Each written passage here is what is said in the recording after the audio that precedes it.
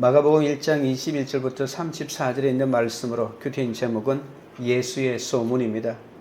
마가복음을 기록한 마가는 예수님이 제자들과 최후의 만찬을 놔주신 큰 다락방의 집주인 아들로 추정됩니다. 이 다락방은 예수님이 성천하신 후 제자들의 모임 장소로 사용됩니다. 마가는 초대교회의 지도자 중 한 명인 바나바의 조카였고 바울의 1차 전도 여행 때 잠깐이나마 수행원으로 참여했습니다. 나중에 베드로는 마가를 내 아들이라고 부를 정도로 아낀 동역자였습니다. 이렇게 마가는 예수님의 공생의 마지막 시간을 목격했고 초대교회 지도자들 곁에서 쓰임을 받았기에 예수 그리스도의 복음의 시작을 기록으로 남길 수 있었습니다. 마가복음 네 복음서 중에 제일 먼저 기록되기도 했습니다. 그 시기는 아마도 베드로가 로마에 잡혀 순교한 무렵인 주후 64년부터 예루살렘이 로마 군대에 의해서 무너진 시점인 70년 사이라고 짐작됩니다. 이 시기에 로마를 중심으로 한 이탈리아 반도에 있던 성도들은 네로 황제에 의해서 극심한 박해를 받으며 많은 성도가 순교를 당하고 있었습니다. 이런 위기 상황에 놓인 성도들을 위로하고 격려하고자 마가가 예수님에 관한 베드로의 증언과 자신이 직접 목격한 일들 그리고 당시 단편적으로 전해지던 기록들을 재료로 모아서 예수 그리스도의 복음을 기록한 것입니다. 예수님을 미워하는 세상 세력이 교회를 핍박할 때 성도들은 그 자리에 함께 계신 주님을 사랑함으로 고난을 견딜 수가 있는 것이죠. 오늘은 안식일에 가버나움 회당에서 예수님의 교훈을 들은 사람들이 그 교훈 권위 있는 가르침에 놀랍니다. 그리고 예수님이 더러운 귀신 들린 자를 꾸짖으시니 그에게서 귀신이 나가죠. 시몬의 집에 들어가신 주님은 열병으로 누워있는 그의 장모를 일으켜주시고 각종 병든 자를 고치시며 많은 귀신을 내쫓으십니다. 첫째는 권위 있는 교훈입니다. 21절입니다. 그들이 가버나움에 들어가니라. 예수께서 곧 안식일에 회당에 들어가 가르치시매 가버나움은 예수님 당시 갈릴리 지역에서 중요한 역할을 했던 해변 국경 마을이었습니다. 이곳에는 로마 군대도 주둔해 있었고 왕의 신하가 진모하던 곳이었고 또 세관도 있었습니다. 당시 가버나움의 인구는 10,000명 정도가 된다고 짐작됩니다. 예수님은 회당에 들어가서 직접 가르칠 정도로 인정받는 선생이었습니다. 예수님은 제자들과 함께 그들의 고향인 가버나움에 들어가셔서 안식일에 회당에 들어가 가르치시는 예수님의 모습을 보면서 제자들은 첫 번째 양육을 받는 장면이죠. 내가 말씀과 예배의 삶을 보여줄 때 제자 양육이 비로소 시작된다는 것을 알 수 있습니다. 제자 양육은 내가 사람들을 모아놓고 무언가 내가 알고 있는 것을 가르침으로 시작되는 것이 아니라 내가 말씀대로 살아갈 때 비로소 양육이 이루어지는 것이죠. 22절입니다. 무사람이 그의 교훈에 놀라니 이는 그가 가르치시는 것이 권위 있는 자와 같고 서기관들과 같지 아니함일러라. 예수님은 단순히 많은 선생 가운데 한 명이 아니었습니다. 그분은 당대의 랍비들이나 서기관들과는 차원이 달랐습니다. 서기관들은 율법을 해석하고 보존하는 일을 했죠. 그러나 그들은 사람이 만든 장로들의 전승이나 유전을 지키는 것을 지나치게 강조했습니다. 자신이 확실히 알지 못하는 것을 미사여구와 지식으로만 가르치기 때문에 그 말에 권위가 없었고 그래서 사람들은 율법의 근본 정신을 지키게 하기보다는 형식주의와 외식에 빠지게 했던 것입니다. 그러나 회당에서 예수님이 가르치시는 것은 서기관들과 같지 않고 권위가 있었다고 합니다. 사람들이 예수님의 권위 있는 새로운 가르침을 듣고 놀랐던 것이죠. 그러면 예수님의 가르침은 뭐가 달랐기 때문에 이렇게 권위가 있다고 느껴졌을까요? 예수님의 가르침은 하나님께 순종하고 율법의 근본인 사랑을 실천하는 것이기 때문에 권위가 있었습니다. 예수님은 십자가 지는 삶을 진히 보여주심으로 하나님 백성이 어떤 삶을 살아야 하는지 가르쳐 주셨습니다. 예수님의 교훈은 내가 죄인임을 알게 하시는 거죠. 그리고 내가 스스로 직접 십자가를 지게 하는 교훈입니다. 내가 예수님을 만나고 알게 된 것, 그 말씀에 순종한 것이 권위 있는 교훈이 되는 것이죠. 내가 예수님을 만나고 난 다음에 예수님의 말씀에 순종한 것이 없는데 내가 지식적으로 무엇을 알고 있다고 해서 그 가르침이 권위 있는 것이 될 수가 없겠죠. 복음을 전하거나 성경을 가르칠 때 단순히 성경 지식이나 다른 사람에게 들은 것을 전하는 데 그치면 안 됩니다. 고난을 통해 깨달은 말씀을 전해야 합니다. 권위 있는 가르침은 바로 내가 십자가 지는 삶에서 나오는 것이기 때문입니다. 적용 질문 드립니다. 나는 미사여구와 지식으로 가르칩니까? 내가 확실히 알고 경험한 것을 전합니까? 권위 있는 교훈을 전하고자 내가 먼저 순종해야 할 십자가는 무엇입니까? 둘째는 더러운 귀신이 나옴입니다. 23절 24절입니다. 마침 그들의 회당에 더러운 귀신 들린 사람이 있어 소리질러 이르되 나사렛 예수여 우리가 당신과 무슨 상관이 있나이까? 우리를 멸하러 왔나이까? 나는 당신이 누구인 줄 아오니 하나님의 거룩한 자니이다. 예수님이 가지신 권위는 귀신이 나가는 기적을 통해서 입증됩니다. 예수님이 가르치시는 회당에 더러운 귀신 들린 사람이 있었던 것이죠. 거룩한 예배 처소에 있어도 더럽고 비인격적인 귀신이 들릴 수 있다는 것입니다. 예수님은 귀신과 대화를 나눕니다. 귀신은 예수님에게 나는 당신 누구인 줄 알고 있는데 바로 하나님의 거룩한 자라고 합니다. 예수님의 신분이 귀신에 의해서도 인정되고 있습니다. 그러나 귀신의 이와 같은 영적 지식이 놀랍기는 하지만 이는 그에게 아무런 도움이 되지 않습니다. 귀신 들린 사람은 예수가 누구인지를 알면서도 예수님을 거부하고 있죠. 예수님과는 전혀 상관없는 삶을 살고 있습니다. 오랫동안 믿음 생활을 하고 해박한 성경 지식을 갖추었지만 세상과 타협하는 귀신 같은 믿음을 가진 자들이 있을 수 있습니다. 귀신은 그 지식을 통해서 예수님을 영접하는 것이 아니라 오히려 당신이 우리와 무슨 상관이 있나이까라고 하면서 예수님과의 관계의 단절을 원하고 있습니다. 지식만 있고 순종이 없는 믿음, 이것이 바로 예수와 상관이 없는 귀신의 특징 아니겠습니까? 경건의 모양만 있는 그들은 예수님, 하나님과 예수님에 대해서는 귀신같이 잘 알지만 정작 십자가를 져야 할 때는 자기 뜻대로 살아갑니다.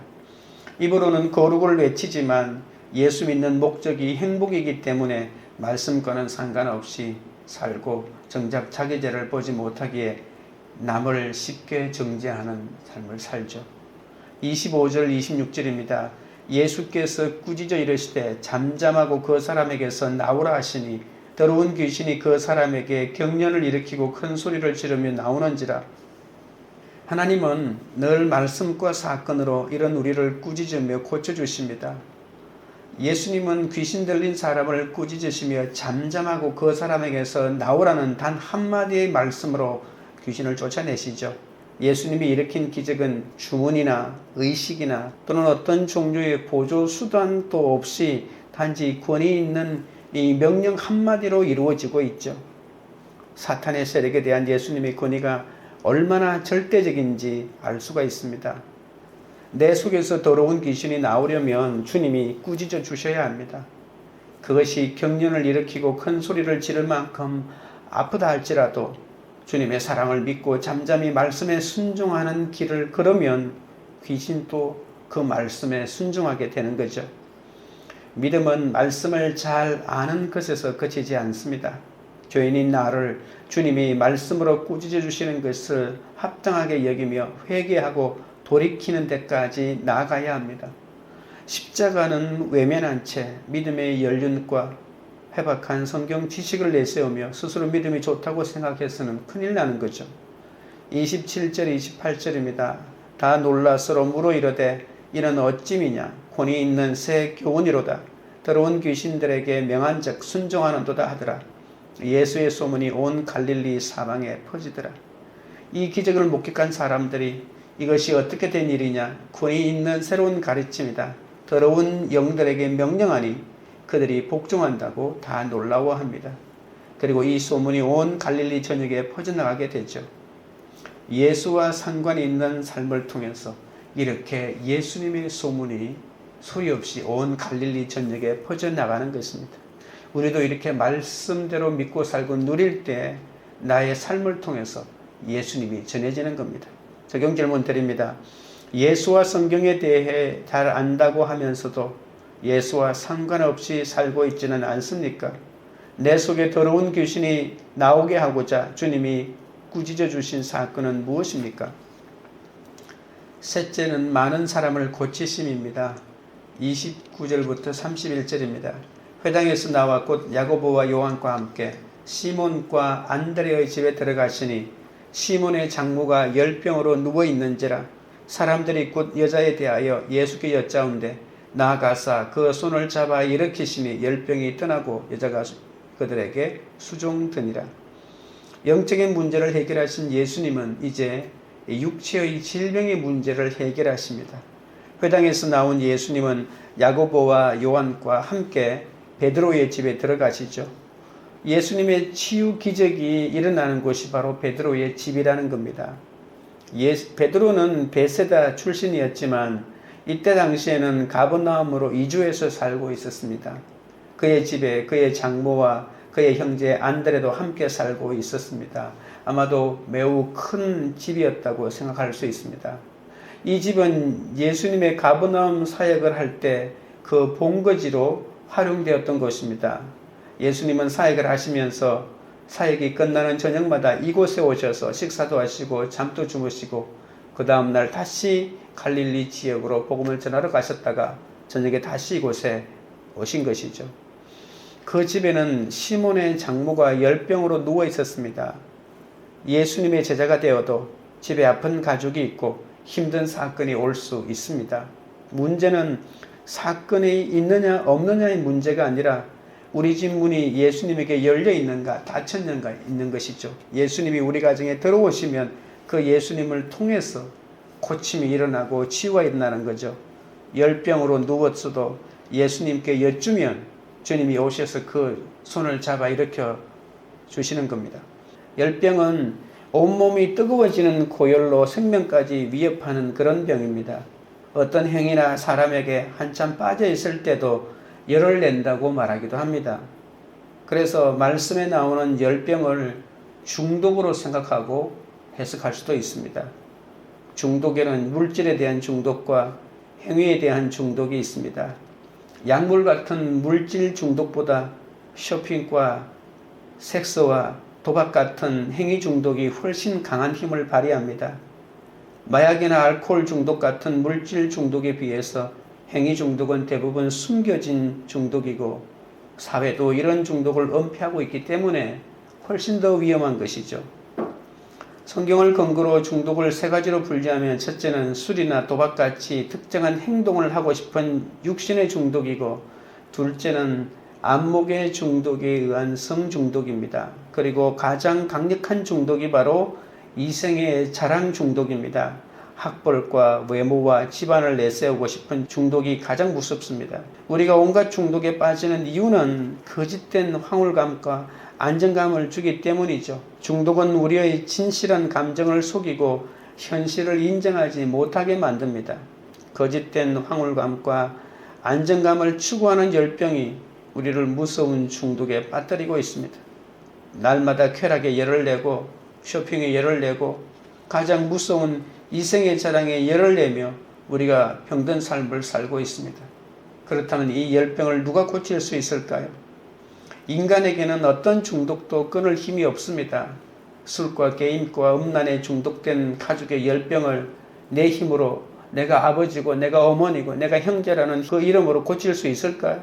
육체의 정욕과 이성의 자랑과 안목의 정욕을 결코 인간이 끊을 수 없습니다. 주님이 내 집에 들어와 나와 내 가족의 열병을 봐주셔야만이 끊을 수 있습니다. 예수님이 보고 만져주시는 것밖엔 길이 없습니다. 내가 육신의 정욕과 안목의 정욕과 이성의 자랑에 중독되었다는 것을 인정한다면 성도에게 질병은 오히려 은혜가 될 수 있지 않겠습니까? 나의 중독을 인정하는 순간만큼은 교만할 수가 없습니다. 내 힘으로는 끊을 수 없는 중독을 인정하고 주님이 만져주심을 구할 때 열병처럼 온 집안을 들끓게 하던 중독이 떠나갈 수 있는 것이죠. 예수님은 우리의 연약한 것을 친히 담당하시고 병을 짊어지셨다고 합니다. 그렇기 때문에 우리는 열병을 앓고 있는 우리의 육적인 연약함과 외식으로 인한 영적인 중독을 고쳐주시길 주님께 간구해야 합니다. 아직도 쇼핑이나 주식이나 외모나 도박과 같은 어떤 열병으로 누워 있습니까? 어떤 열병도 주님이 손잡아 일으켜 고쳐주실 것을 믿어야 합니다. 그리고 열병에서 고침받는 자는 그 은혜에 감사하며 주님과 공동체를 수종드는 삶을 살아야 하죠. 이 32절부터 34절입니다. 저물어 해질 때에 모든 병자와 귀신 들린 자를 예수께 데려오니 온 동네가 그 문 앞에 모였더라. 예수께서 각종 병이든 많은 사람을 고치시며 많은 귀신을 내쫓으시되 귀신이 자기를 알므로 그 말하는 것을 허락하지 아니하시니라. 32절에 저물어 해질 때라고 하는 말은 안식일이 끝났을 때라고 하는 그런 말입니다. 사람들이 이때를 맞추어 병자들과 귀신 들린 자들을 데리고 온 이유는 의식적으로라도 안식일을 범하지 않겠다고 하는 생각이 있었기 때문이죠. 주님의 능력을 알고 고쳐주실 것을 바라면서도 안식일에는 병도 고치면 안 된다는 전통 때문에 날이 저문 뒤에 비로소 귀신 들린 자를 데리고 찾아왔다는 겁니다. 귀신의 가장 뛰어난 전략은 자신이 존재하지 않는 것처럼 위장하는 것이죠. 천의 얼굴을 가진 귀신이 천사의 얼굴이나 악마의 얼굴로 성도의 삶을 공격합니다. 귀신이 들려서 끝으로 정세를 보이는 것도 고침을 받아야 하지만 이 전통과 율법의 매인 자들도 주님이 고쳐주심이 필요합니다. 주님은 그런 연약함을 아시기 때문에 예수의 소문을 전하고 수종드는 인생을 살고자 결단하는 많은 사람을 주님께서 고쳐주시고 귀신을 내쫓아 주시는 것이죠. 적용 질문 드립니다. 몸과 마음의 열병으로 누워있는 가족은 누구입니까? 예수께서 우리 집과 공동체의 각종 병을 고쳐주실 것을 믿고 주님과 공동체를 어떻게 수종 들겠습니까? 기도드리겠습니다. 하나님 아버지, 예수님은 십자가 지는 삶을 친히 보여주심으로 하나님의 백성이 어떤 삶을 살아야 하는지 우리에게 가르쳐 주십니다. 그런데도 나는 믿음 있는 척, 지식이 있는 척, 사랑하는 척하며 지체를 정죄하고 판단한 더러운 귀신 들린 자가 바로 나임을 고백합니다. 외식하는 나 자신 때문에 주님을 믿지 않는 가족을 불쌍히 여겨 주옵소서. 복음을 전하고 성경을 가르칠 때 성경 지식이나 다른 사람에게 들은 것만 전하지 않게 하여 주옵소서. 고난을 통해 깨달은 말씀을 전하게 하여 주옵소서. 권위 있는 가르침을 전하기 위해 내가 죄인임을 알고 오히려 십자가 지는 삶을 감당하게 하여 주옵소서. 회당에 있는 더러운 귀신은 예수가 누구인지를 알면서도 거부하고 예수님과 상관없는 삶을 살았습니다. 교회 안에도 오랫동안 믿음 생활을 하고 해박한 성경 지식을 갖추었지만 세상과 타협하고 있는 귀신 같은 믿음을 가진 사람이 있사오니 바로 나 자신임을 고백합니다. 불쌍히 여겨 주옵소서. 지식만 있고 순종이 없는 믿음, 예수와 상관없는 삶을 살았사오니 불쌍히 여겨 주옵소서. 입으로만 거룩을 외치지 않게 하시고 예수 믿는 목적이 행복이 아니라 거룩임을 알고 오히려 내 죄를 보는 삶을 살게 하여 주옵소서.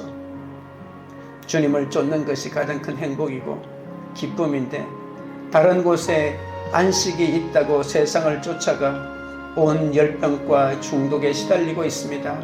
이제라도 나의 열병에서 일어나 주님께 수종드는 삶을 살기 원합니다.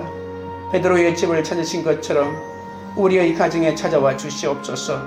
우리 집을 활짝 영원히 주여 들어오셔서 베드로의 창문을 보신 것처럼 나와 우리 가족의 죄와 중독을 보시고 만져주시옵소서. 열병에 걸린 가족의 손을 잡아주시고 주님과 공동체를 수용되는 삶을 살도록 인도하여 주옵소서. 광교 우리들 교회가 미사 여구와 지식으로 주님을 가르치지 않게 하시고 내가 확실히 알고 경험한 것을 전하는 공동체가 되게 하옵소서. 권위 있는 교훈을 전하기 위해 나 자신이 먼저 말씀에 순종하고 십자가를 지는 공동체가 되게 하옵소서.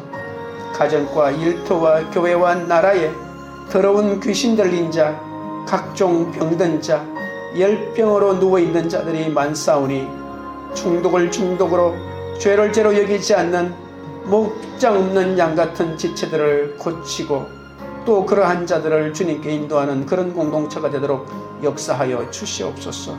예수님의 이름으로 기도드리옵나이다. 아멘.